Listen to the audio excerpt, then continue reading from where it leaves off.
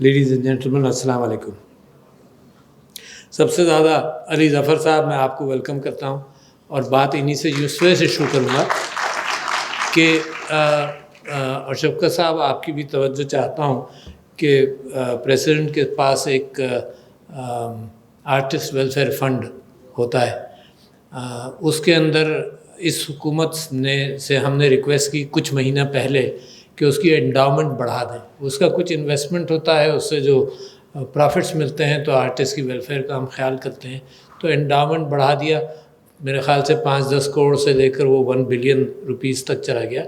اور علی ظفر وہ صاحب ہیں جو میرے پیچھے پڑے رہے کہ جی میں بھی کر رہا ہوں، میں بھی انفارمیشن دے سکتا ہوں، اور اس کا اہتمام انہوں نے بھی بہت کیا. تو ایک بڑی انوکھی بات علی ظفر صاحب، بڑی انوکھی بات میں نے میوزک میں بلکہ پاکستان کے ہر پیشے میں ہر اعتبار سے میں نے دیکھی ہے، وہ یہ کہ پاکستان کے اندر نوجوانوں کے اندر، میوزیشنز کے اندر بھی وہ فلنتھروپی کا جذبہ اور خدمت کا جذبہ آؤٹ سٹینڈنگ ہے. اس میں آپ بھی شامل ہیں، ماشاء اللہ، very good, we are proud of you. مطلب آپ آئیکونز بنتے ہیں نئی نسل کے، نوجوان ویسے ہی آپ کو فالو کرتے ہیں، اور اس کے ساتھ ساتھ جب آپ اس طرف توجہ دلاتے ہیں تو that becomes a very important factor for Pakistan as it is coming up. میں خواتین و حضرات اصرار کر رہا ہوں اس بات پر کہ آپ لوگ احتیاط جاری رکھیں، کیونکہ پہلی جو موقع تھا اس کا ہم نے مقابلہ صحیح طرح سے کر لیا، مگر کچھ ہم نے بد احتیاطی، میں نے خاص طور پر، میں آپ کو اپنی مثال سے شروع کرتا ہوں کہ دوسروں پر کیوں کہوں گا، کہ میں ماسک پہنتا رہا، سوشل ڈسٹینسنگ کا خیال رکھتا رہا. مثال کے طور پر ہاتھ دھونا میں نے کم کر دیا تھا، دوبارہ میں نے شروع کیا. ایک اور احتیاط کے چہرے کو ہاتھ نہ لگائیں، کیونکہ یہ کیفیت ایسی ہے کہ روزانہ، اور اس میں غریب اور امیر کی کوئی تفریق نہیں ہے، اللہ تعالیٰ نے بڑے مساواتی بیماری رکھی ہے جس کے اندر سبھی افیکٹ ہوتے ہیں تو انسانوں کو پھر ہوش آ جائے. تو لہٰذا اس کا اہتمام آپ ضرور کرتے رہیے. میں یہ آرٹس اینڈ کرافٹس اور یہ وینشنگ آرٹس اینڈ کرافٹس کے حوالے سے خود بھی پریشان ہوں. اس وجہ سے پریشان ہوں کہ دنیا کے اندر یہ وینش کرتے ہیں، یہ چلے جاتے ہیں، گزر جاتے ہیں، اور ان کو پریزرو کرنے کی کوشش کی جاتی ہے.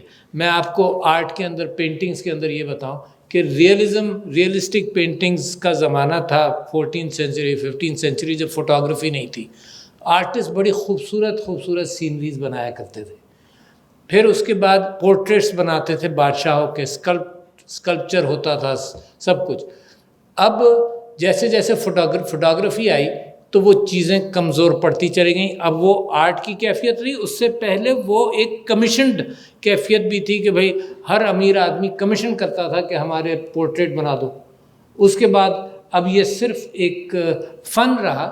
فن کے اعتبار سے آرٹسٹ اپنا کام کرتے ہیں، پینٹرز اپنا کام کرتے ہیں، مگر جو ضرورت معاشرے کو کمرشل ضرورت تھی وہ ختم ہو گئی. اسی طرح سے سندھ کے حوالے سے اتنے اچھے امیجز آپ نے دیکھے، ماکلی کی ٹومز کے امیجز بھی آپ نے دیکھے، اسکلپچر اتنی خوبصورت وہاں پر پتھر کے اوپر کام ہے، جو اب آپ کو وہ آرٹیسانز بھی نہیں ملیں گے، کیونکہ اس کی قدر بھی ختم ہو گئی اور ایک کمرشل کیفیت پیدا ہو گئی. میں یہ مثالیں اس وجہ سے آپ کو دے رہا ہوں کیونکہ مجھے یہ ہرٹ کرتی ہیں.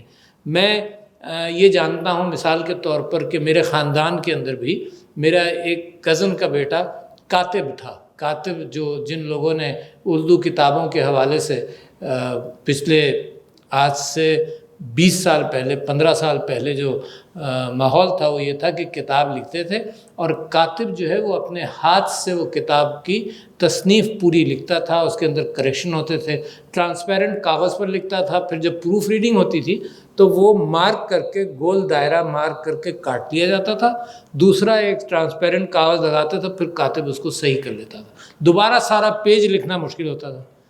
تو کاتب بھی جیسے ہی یہ سب سے پہلے جنگ میں، اور اس کے بعد پھر یہ فونٹ، جب اردو فونٹ آ گیا تو کاتب اور کیلیگرافی اس کے ساتھ اس کے اوپر اثر پڑا. سارے کاتبوں کو آلٹرنیٹ سورس آف انکم کی ضرورت پڑی. میرا جو بھتیجا رشتے کا تھا اس کو بھی ہی had to change his skills, دوسری ایکوائر کرنی پڑی اس کو. اچھا اب آ جائیے اس بات پر کہ کرنا کیا ہے. دیکھیں یہ فن، اس کو آرٹیفیشلی حکومتیں اور وقتی طور پر اس کو سہارا تو دے سکتی ہیں، مگر انلیس یہ کمرشل چیزوں کی وائبلٹی سب سے اچھا طریقہ یہ ہے کہ ان کی کمرشل وائبلٹی تلاش کی جائے. جیسے مثال کے طور پر اجرک کے سندھی اجرک، اور اتنی پرانی اجرک جناب، میں نے آج تقریر کے نوٹس میں اپنے پڑھا کہ جناب یہ 1500 سے 2500 BC کے اندر بھی جو موہنجدارو کے اندر ایک اسکلپچر ہے جس کے اندر ایک بدھسٹ پریسٹ کی کا اسکلپچر ہے، اس کے اوپر جو اس کے شولڈر پر جو چیز ہے وہ اجرک جیسی چیز ہے جس کے اندر جیومیٹرک آرٹ ہے. اس کپڑے کے اندر وہ کپڑا بنایا گیا ہے پتھر کے اندر، اس کے اندر جیومیٹرک آرٹ ہے. تو اجرک اتنے پیچھے جاتی ہے اور اس کی ہسٹری اتنی پرانی. اچھا، اب اس کے اندر جب کمرشل پرنٹنگ آ گئی تو دیکھیں things will keep on changing. یہ آپ کا کمرشل پرنٹنگ سے مقابلہ نہیں ہے، آپ کا جو ہینڈ پرنٹڈ ہے اس کو پروموٹ کرنے کی ضرورت ہے. اس کو آپ نہیں روک سکتے. جو کمرشل ضرورت ہے کروڑوں انسانوں کی، آپ یہ نہیں کر سکتے کہ وہ کمرشل ضرورت ختم کر کے آپ یہ کہیں کہ جی ہاتھ سے پرنٹ ہو کر اجرک اب جائے گی. That can not happen. لہٰذا آپ کا صرف یہ ہے کہ اس کو یہ پروموٹ کرنا کہ یہ ہینڈی کرافٹ ہے اور اتنی اس کی اہمیت ہے. دنیا میں اہمیت بڑھتی چلی جا رہی ہے. یہ جو ڈائز آئے کیمیکل ڈائز، اجرک پہلے انڈیگو کے حوالے سے زیادہ پرنٹ ہوتا تھا، اور مجھے خیال یہ پڑتا ہے کہ یہ عربی زبان کا ازرق جو پرابلی مینٹ فار انڈیگو، اس سے یہ اجرک کی کیفیت آئی. تو کیمیکل ڈائز کم ہوتے تھے، ویجیٹیبل ڈائز زیادہ ہوتے تھے.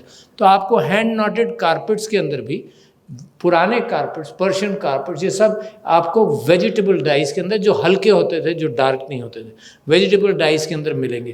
پھر جب آ گیا سسٹم کمرشل کارپیٹ ویونگ کا، تو لہٰذا یہ جو ہینڈ ناٹڈ کارپیٹس ہیں اب یہ ان جگہوں پر رہ گئے، ایران، پاکستان، افغانستان، ان جگہوں پر رہ گئے جہاں لیبر سستی ہے.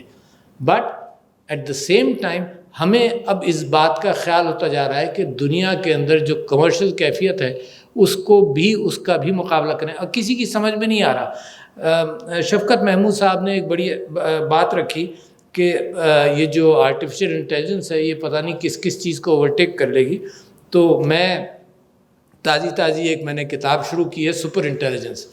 سپر انٹیلیجنس کے دیباچے کے اندر ایک کہانی یہ لکھی ہوئی ہے کہ چڑیاں جو تھیں ان کو یہ خیال ہوا کہ کسی ایک چڑیا جو ذرا سی انٹیلیجنٹ تھی، اس نے مشورہ دیا کہ دیکھو ایسا کرتے ہیں کہ ایک الو پال لیتے ہیں، ہمارے پروٹیکشن کے لیے بھی اچھا رہے گا اور برابر کے ٹرائبس کے اوپر ذرا سا اس کا زور اور ولولہ بھی چلے گا نا، تو الو پال لیتے ہیں.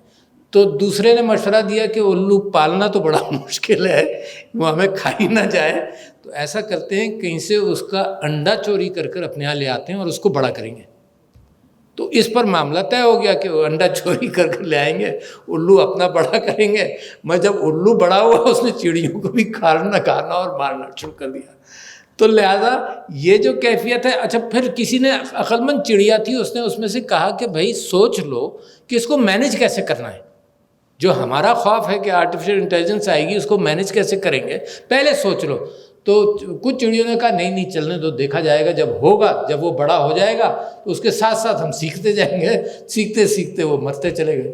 تو لہٰذا اس وقت دنیا میں بڑا خطرہ ہے کہ جو چیزیں سائنس کے اعتبار سے بڑھ رہی ہیں ان کا کیا کیا جائے. آپ کو یاد نہیں ہوگا، آج کل تو نوجوانوں کو تو یاد نہیں ہوگا، جب آپ کسی پرنٹنگ پریس میں جاتے تھے تو وہ الفابیٹس کی کمپوزیشن کرتے تھے اور کھٹ سے دبا کر وہ پرنٹنگ پریس جو تھا وہ اس طرح سے چلتا تھا.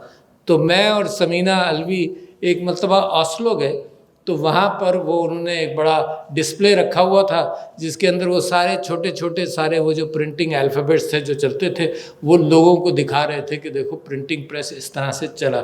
تو میں حضور والا آپ سب کی خدمت میں ایک بات رکھ رہا ہوں کہ the realistic angle should be کہ ہم ان چیزوں کو کمرشل وائبلٹی کے طور پر لے چلیں. اچھا، علی ظفر نے بڑی اچھی بات کی کہ یہ جب آئیکونز اپنے گردن میں ڈال کر جائیں گے تو لوگ پوچھیں گے، and these icons should be promoting the handicraft rather than just the print, ہے نا. اور اسی انداز سے میں پروموشن کے مختلف طریقے، this is value addition to your product. اچھا اس کے اندر سوچنا بھی پڑے گا, مارکیٹ بھی کرنا پڑے گا, کیسے کریں. اور میں آپ کو ایک مثال دیتا ہوں کہ کیونکہ میرا کزن کا بیٹا تھا جو کاتب تھا, تو میں 83 میں پاکستان آیا, 2-3 سال کا میں ماسٹرز کر رہا تھا سین فرانسسکو میں. تو پاکستان آیا, آئی کونٹ افورڈ ٹو مچ. تو میں نے سوچا کہ میرے اچھا, اور پاکستانی کا تو دماغ خراب ہے کہ وہ سمجھتا ہے کہ سب کو تحفے دینے, ہے نا, وہاں کوئی کلچر نہیں ہے تحفے دینے کا. ہم سوچ کے بیٹھتے ہیں کہ تحفے دینے, یار 40 آدمیوں کو تحفے دینا ہے, کہاں سے لاؤں گا, کیا کروں گا, کچھ سمجھ میں نہیں آیا. اچانک ایک خیال یہ آیا, and this is how you can value add. میں نے یہ سوچا, اپنے کاتب بھتیجے سے یہ کہا کہ دیکھو میرا جو ہیڈ آف دا ڈپارٹمنٹ ہے اس کا نام ڈونلڈ پولٹن ہے, تو اردو میں مجھے اتنا بڑا ڈونلڈ پولٹن کتابت کے ذریعے لکھ کر دے دو.